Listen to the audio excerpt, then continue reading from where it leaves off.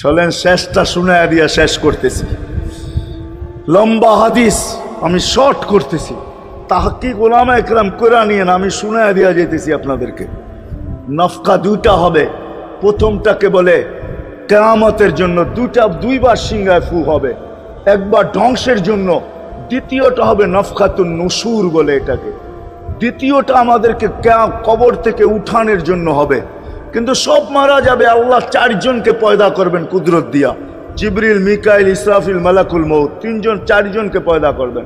জিবরিল আলাইহিস সালাম কাঁদতে থাকবে, তিনজন জিজ্ঞাসা করবে কাঁদো কেন? এখনই ইসরাফিলকে সিংহায় ফু দেওয়ার হুকুম হবে নফকাতুন নুশুরের জন্য, আমাকে হুকুম হবে বন্ধুকে নিয়ে আসো মাকামে মাহমুদে। আমি মৃত্যুর পরে ভুলে গেছি ওনার কবর কোথায়।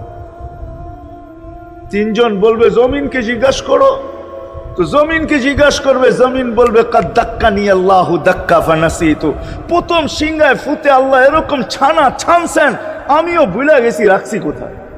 অনেক সময় হয় জিনিস যাবে খুঁজতেছে সারা ঘরে, ঠিক না? হয় না? হ্যাঁ, জিনিস জ্যাবের ভিতরে, পকেটের ভিতরে, কিন্তু খুঁজতেছে সারা ঘরে খুঁজতেছে। পরে পকেটে হাত দিয়া যখন দেখে পাইছে, তো জিব্বায় কামড় দিয়ে আসতে বেরিয়ে যায়, কেননা গর্ত গরম করে ফেলছিল। এখন গড়ালড়া পাইলে উল্টা এর উপরে গরম হবে, ঠিক না? রাখছো পকেটে, খোঁজো আমাদের কাছে, ঠিক না? আর কাম পাও না, ঠিক না? এখন এর উপরে চড়াই হবে।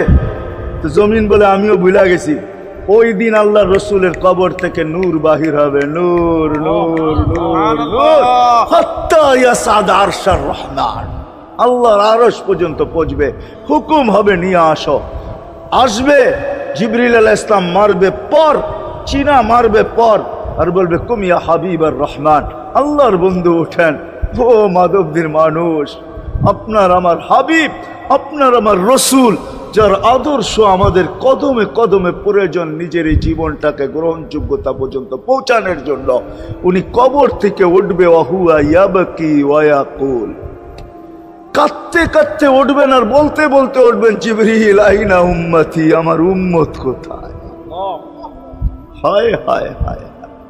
আসেন আজকে এই সিরত কনফারেন্স থেকে আমি তো আপনাদেরকে বুঝাইতেছি, আমার মন চায় জিনদেরকেও বুঝাই, ওদেরকে পাইলে ওদেরকে পায়ে ধরা বুঝাইতাম। জিন ইনসানকে বলতেছি, আসেন আজকে এই মজমার থেকে নবীর আদর্শ শিখেন। নবী আল্লাহ পাওয়া শুধু নবীর আদর্শের ভিতরে। এই জন্য আল্লাহ বলছে লাকাদ কানা লাকুম ফি রাসূলিল্লাহি উসওয়াতুন হাসানা লিমান কানা ইয়ারজুল্লাহ, যে আল্লাহ পাইতে চায়। ওয়াল আগের আয়াত কি? ওয়াল ইয়াউমিল আখিরা, আর যে আখিরাত পাইতে চায়, আখিরাতের বাদশাহী যে চায়, যে আল্লাহকে পাইতে চায়, আখিরাতের বাদশাহী পাইতে চায়। দুনিয়া 60-70 বছরের, এখানে পাইলো যেমন, না পাইলো তেমনই। যে পাইছে তার জন্য সূর্যের গতি যতটুকু, ঋতু তার জন্য যেমন, ঘড়ির কাঁটা তার জন্য যেমন, যে পায় না তার জন্য সমানই। এখানের জীবন কাটা যাবে। বিদায় আসেন আজকে এই মজলিস থেকে প্রতিজ্ঞাবদ্ধ হই যে নবীর আদর্শের উপরে উঠব। আল্লাহর রসুল সুযোগ দিছেন আমাদেরকে। আমি শেষ কথা বলতেছি, আগে এখন তো ব্রিজ আর ব্রিজ, ফ্লাইওভার আর ফ্লাইওভার, ঠিক না? হয়তো 2-1 বছর পরে আমরা এটাও দেখব যে মাধবদীর ওই মাথার থেকে নিয়ে একবারে কোথায় পাঁচদোনা পর্যন্ত ফ্লাইওভার চলে গেছে, ঠিক না? গাড়ি উঠবে এখান দিয়ে ওইখানে যে নেমা যাবে, কোনো জ্যাম না জট, ঠিক না? হ্যাঁ, কিন্তু একদিন ছিল শাখো, ছিল আমাদের দেশে শাখো, চিনেন? বাঁশের শাখো ছিল। আল্লাহর রসুল বুঝাইতে চাইতেছে একটা সময় আসবে আমার উম্মত, বাঁশের শাখো, কেউ যদি বাঁশের শাখো থেকে স্লিপ খায় বা গাছে উঠা যদি গাছের থেকে পড়ে যেতে চায়, তো ডাল দইরা যেরকম লটকায়া থাকে, শাখর থেকে পড়তে যায় শাখর উপরের বাঁশ দইরা যেরকম লটকায়া থাকে। আল্লাহর রসুল আমাদেরকে সুযোগ দিছেন, একটা সময় আসবে উম্মত আমার, একটা সুন্নত ধরেও যদি মউত পর্যন্ত লটকায়া থাকতে পারো, তাইলে তোমাকে 100 শহীদের সওয়াব দেওয়া হবে। মান তামাসসাকা বিসুন্নতি, মান তামাসসাকা বিসুন্নতি ইনদা ফাসাদি উম্মতি। এই জন্য আসেন, আজকে বড় অবহেলিত বড় দীক্ষিত, বড় লাঞ্ছিত, বড় ঘৃণিত। আমাদের রসুলের আদর্শ আমাদের জীবনে বড় ঘৃণিত, বড় দীক্ষিত, বড় লাঞ্ছিত, বড় অবহেলিত। সর্বক্ষেত্রে দেখেন, বিয়া দেখেন আর শাদী দেখেন, হায় হায় পোশাক দেখেন আর আশাক দেখেন, সর্বক্ষেত্রে নবীর আদর্শকে আমরা পিছে ছেড়া দিছি। আর যার কারণে আজকে মুসলমান দুনিয়াতে লাঞ্ছিত, যার কারণে আমরা ঘরে লাঞ্ছিত, ঘরের ভিতরে কোনো মিল নাই, মহাব্বত নাই। বহুত ঘর পাওয়া যাবে স্বামী এক খাটে, স্ত্রী আর এক খাটে, বহুত ঘর পাওয়া যাবে। হায় হায় ওই সমাজ লানতি সমাজ, যেই জমাতের সন্তানরা মা বাবাকে চোখ বড় করে দেখে, চোখ বড় করে সামলে, ওটা লানতি সমাজ। অথচ আল্লাহর রসুল শিখাইছে মা বাবার সাথে আদর্শ কি ব্যবহার করবে, মার সাথে, বাবার সাথে, বড় ভাইয়ের সাথে, কার সাথে কি ব্যবহার করবে শিখাইছে। ওই সমাজটাই সুখের ছিল। আসেন ফিরা যাই, আল্লাহর রসুলের আদর্শ শিখি। শিখবেন তো পাক্কা ওয়াদা? বিলকুল। কিন্তু একটা প্রশ্ন হলো, আল্লাহর রসুলের আদর্শ শিখবো তো শিখবো কোত্থেকা, পাবো তো পাবো কোথায়? ঠিক না? প্রশ্ন হয় না? হয় না? উনি তো দুনিয়াতে নাই, কোত্থেকে ওনাকে পাবো, কোত্থেকে শিখবো? আজকে আপনার আমার চতুর্দিকে ওই লোকগুলা বসা আছে, যারা আল্লাহর পক্ষ থেকে নির্বাচিত। আওরাসনাল কিতাব আল্লাযীনা ইসতাফাইনা মিন ইবাদিনা। আমি কোরআন দিতেছি, হক্কানি আলেম আর আল্লাহ ওয়ালারা আল্লাহর পক্ষ থেকে নির্বাচিত, যারা নবীর আদর্শকে নিজের পাশে সুরক্ষিত রাখছে, নিজের কাছে একটাকেও হারাইতে দেয় নাই। এমনকি ক্ষুদ্র থেকে ক্ষুদ্রকেও হারাইতে দেয় নাই, এমনকি নবীর একটা জানোয়ারের নাম পর্যন্ত হারাইতে দেয় নাই। হক্কানি আলেমরা আল্লাহ ওয়ালারা সুরক্ষিত রাখছেন আল্লাহর রসুলের আদর্শ। এই জন্য আমি বলবো, নবীকে তো পাওয়া যাবে না, উনি তো দুনিয়ার থেকে চলে গেছেন, এটাই সত্য। কিন্তু উত্তর সুরি রেখা গেছেন। আল্লাহর পক্ষ থেকে নির্বাচিত লোক আছে, রসুলের পক্ষ থেকে নির্বাচিত লোক আছে, যাদের কাছে নবীর আদর্শ আছে। আপনি বেশি শিখতে পারেন না, আমার কোনো আপত্তি নাই। কেননা ছাড় যখন আল্লাহর রসুলই দিছে, আল্লাহর রসুলই যখন আমাদেরকে ছাড় দিছেন, তো আমি ছাড় দিব না কেন? আল্লাহর রসুলই বলছে, এক জমানা আসবে, লাউ আমিলতুম উশরা মা উনসিলা বিহি লানাজা। তোমরা যদি 10 ভাগের উপরে আমল করতে পারো, তাহলে নাম্বার 100 পাইয়া তোমরা পাশ করবে। আল্লাহ 33 দিবে না, আল্লাহ 10-এর বদলায় তোমাদেরকে 100 দিয়ে 100-তে পাশ করাবে। আর সর্বশেষ তো এটাও বলছেন যে আমার একটা সুন্নতকে ধরে রাখো, এক শহীদের সোয়াবি জান্নাত যাওয়ার জন্য যথেষ্ট। জান্নাত যাওয়ার জন্য তো একজন দেওয়া হবে, 99 শহীদের সোয়াব তোমাকে পুরস্কার হিসাবে দেওয়া হবে, কেননা তুমি একটা সুন্নতকে ধরিয়ে লটকায়া ছিলা। ওলামাদের কাছ থেকে শিখি, ঘরের বাচ্চাদেরকে শিখাই, যুবকদের পায়ে ধরে বলবো, শিখো, নবীর আদর্শ ছড়াও। সারাদিন ফেসবুকে কাজ করো, ফেসবুক দেখো, খোদার কসম হোয়াটসঅ্যাপ দেখো, ভাইবার দেখো, ইবু দেখো। তোমাদের মেধাগুলাকে নবীর আদর্শের পিছে লাগাও, নবীর শানের পিছনে লাগাও, যে নবীর শান কত বড়, কত বড় শানওয়ালা নবী আল্লাহ আমাদেরকে দিয়েছেন, কার মর্যাদা কত বড়, তার পরিচয় তুলে ধরো, তার আদর্শকে তুলে ধরো, নিজের জীবনে আদর্শকে প্রতিফলিত করো। ইনশাআল্লাহ ওই দিন দেখব, যেই দিন আবু বকর পেয়ালা ভোড়া দিবে, উমর রাদিয়াল্লাহু তাআলা আনহুর হাতে উঠায়া দিবে, আবু বকর সিদ্দিক রাদিয়াল্লাহু তাআলা আনহু হাউজে কাউসারের নিচে থাকবেন, পারে থাকবেন, তলদেশে থাকবেন, উনি পেয়ালা ভোড়া দিবে উমর রাদিয়াল্লাহু তাআলা আনহুর হাতে, উমর রাদিয়াল্লাহু তাআলা আনহু উঠায়া দিবে আমাদের নবীজির হাতে, আর নবীজি ঠোঁটে লাগায়া বলবে, ইশরাব লা তাজমান বাদাহা আবাদা। পান করার কোনোদিন পিপাসা তোর কাছে আসবে না। ওই দিনের দৃশ্যটা কিরকম হবে? নবীজি ঠোঁটে লাগায়া পান করায়া দিবে, যুবককে আলাদাভাবে দিবে, বুড়াকে আলাদাভাবে দিবে, নারীকে আলাদাভাবে, পুরুষকে আলাদাভাবে। আল্লাহর রসুল পান করায় দিবে। ওই দিন কেমন হবে ওই দৃশ্য?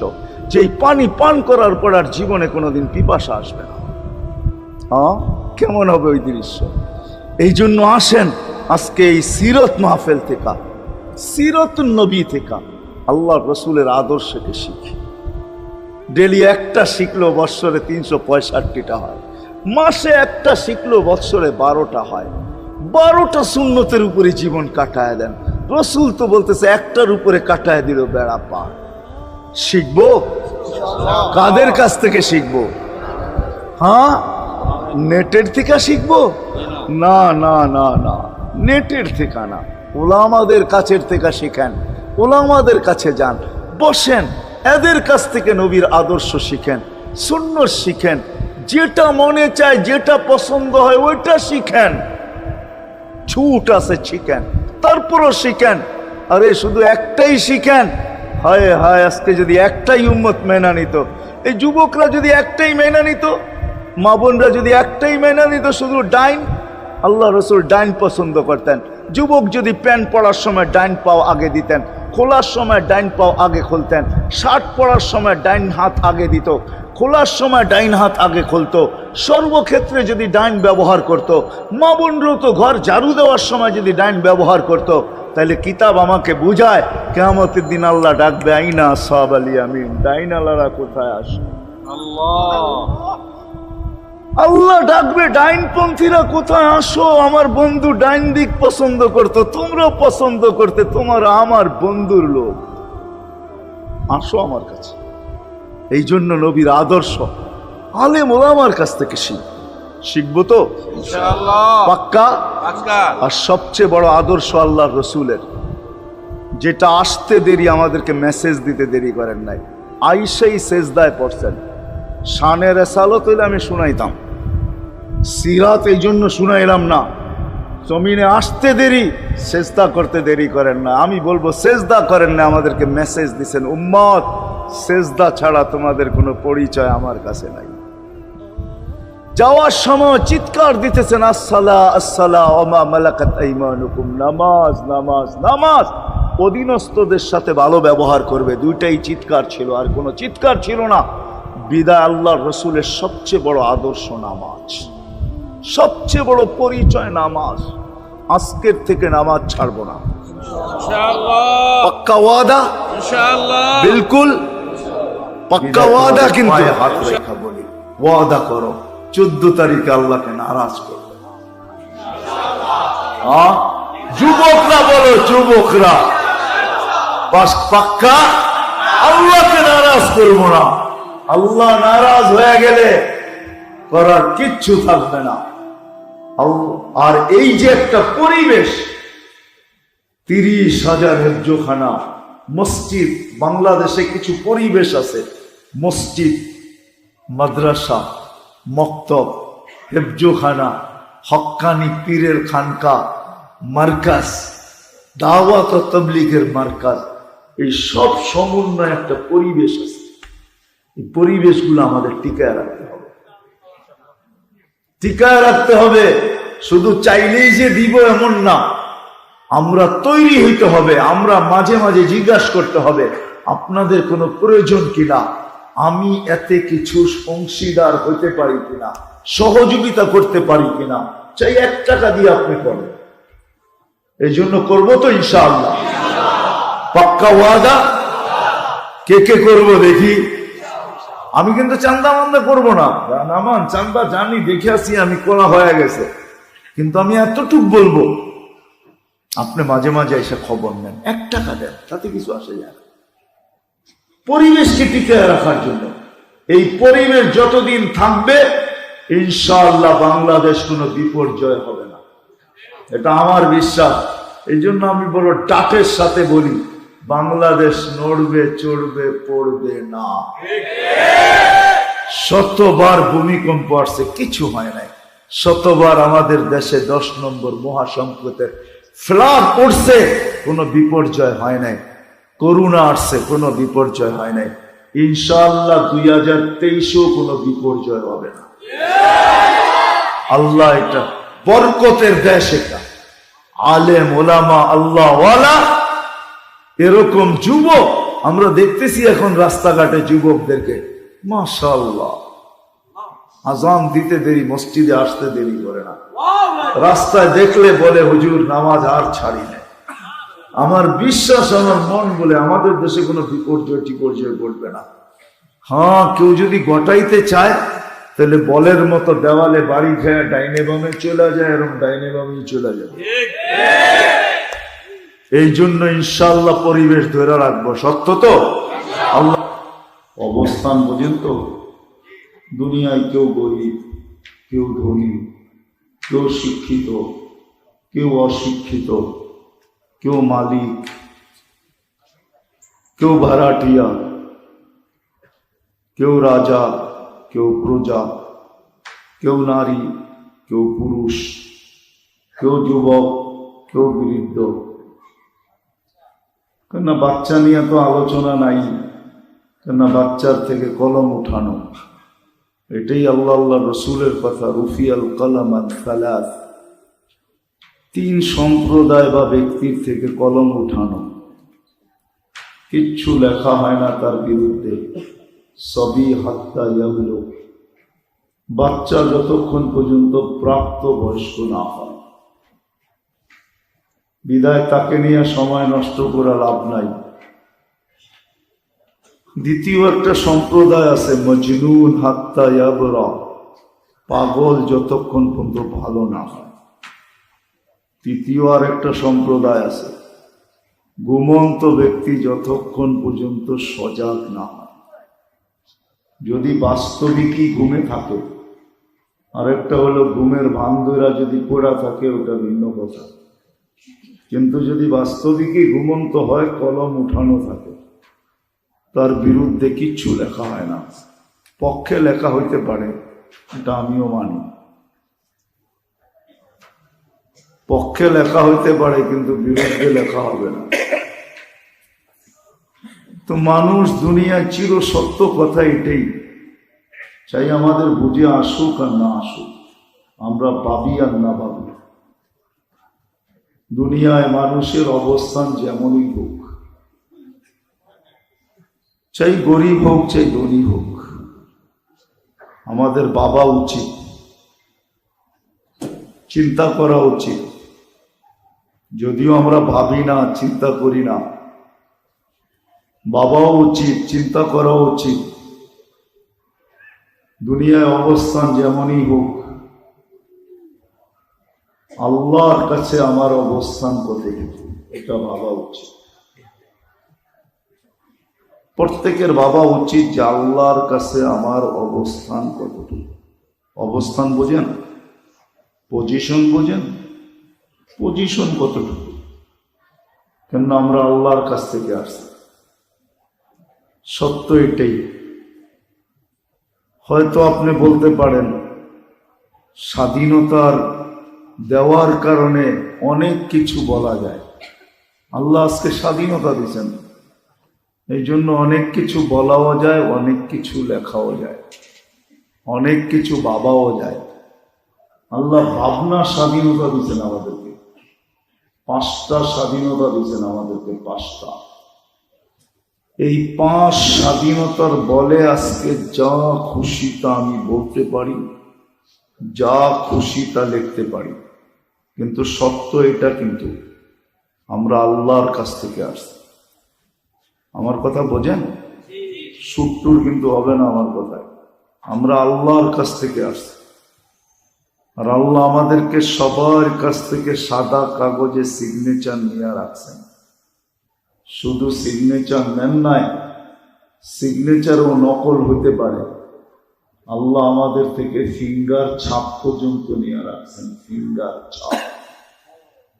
যদি ওলামা বলে এটা কোত্থেকে পাইলেন যে সাদা কাগজে সিগনেচার নিয়ে রাখছেন, আলাস্তু বিরাব্বিকুম, আমাকে এটাই বুঝায়।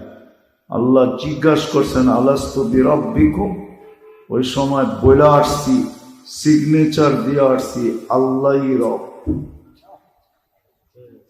সত্য এটাই। শুধু সিগনেচার রাখেন নাই, কোরআনে আছে ফিঙ্গার ছাপ তো জুমা 8 দিন দুনিয়া আলাদা শিখছে। কোরআন বলে আল্লাহ ওই সময় আমার ফিঙ্গার রেখা দিছেন। এই জন্যই কোরআন বলে কিয়ামতের দিন তোমারটা তোমাকে মিলাইয়া দিব, যেটা তোমারই সিগনেচার। ফিঙ্গার ছাপ মিলায়া তারপরে বলবো এটা তোমার সিগনেচার। যদিও আজকে 5 স্বাধীনতার কারণে, নাইলে আমার সমাজ এরকম হতো না, দুনিয়ার মানুষ এরকম হতো না যে স্বীকার করবে যে আল্লাহ আমাকে তৈরি করছেন, 1 ফোঁটা পানির থেকে করছেন, 1 ফোঁটা পানির থেকে।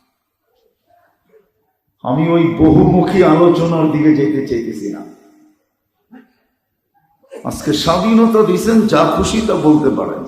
প্রথম স্বাধীনতা শিক্ষাগত, যেই কোনো শিক্ষায় মানুষ শিক্ষিত হতে পারে, নাইলে অস্তিত্ব দিল আল্লাহ, সবকিছু বসাইল আল্লাহ। কে সেট করছে শরীরের ভিতরে সব?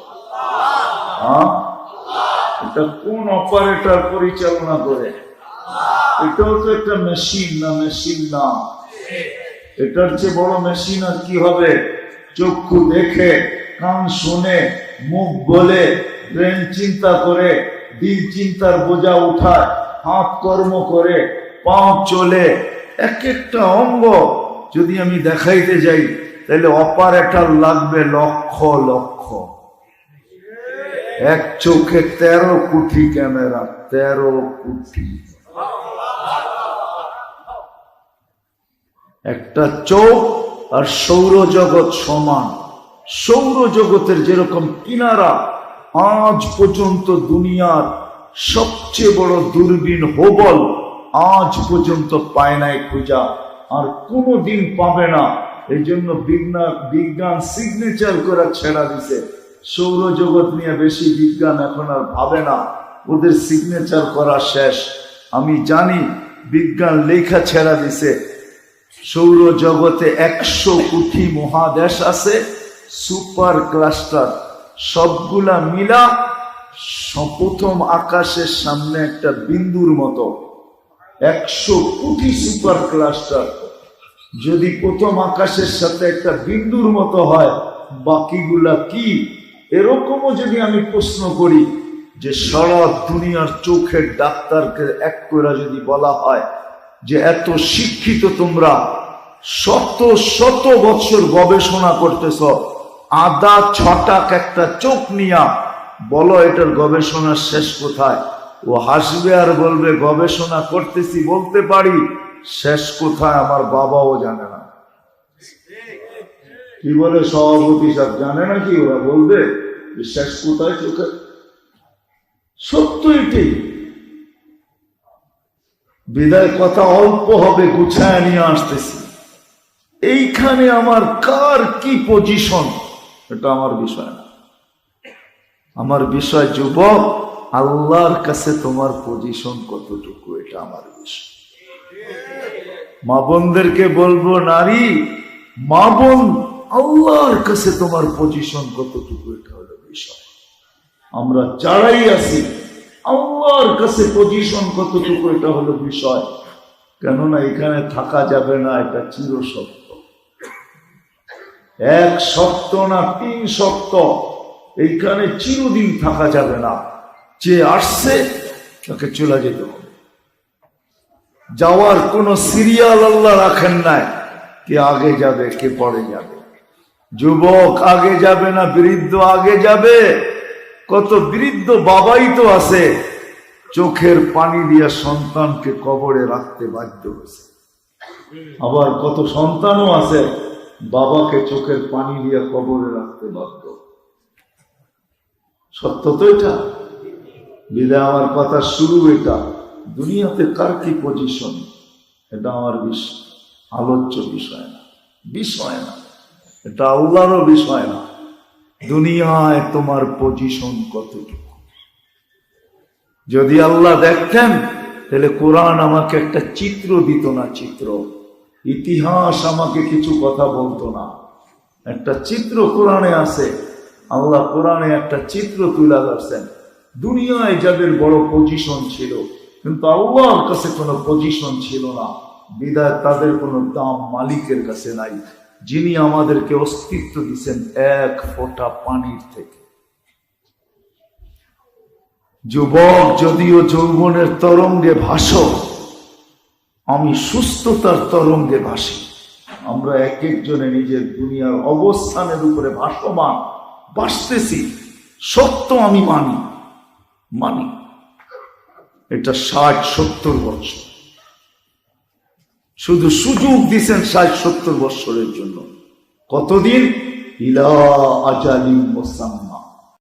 ভিডিওটি ভালো লেগে থাকলে লাইক, কমেন্ট, শেয়ার করুন। আর এই ধরনের ইসলামিক ভিডিও এবং কোরআন তেলাওয়াত পাওয়ার জন্য চ্যানেলটি সাবস্ক্রাইব করুন। আসসালামু আলাইকুম ওয়া রাহমাতুল্লাহি ওয়া বারাকাতুহু। ওয়া আখির দাওয়ানা আলহামদুলিল্লাহি রাব্বিল আলামিন। ভালো থাকবেন, সুস্থ থাকবেন।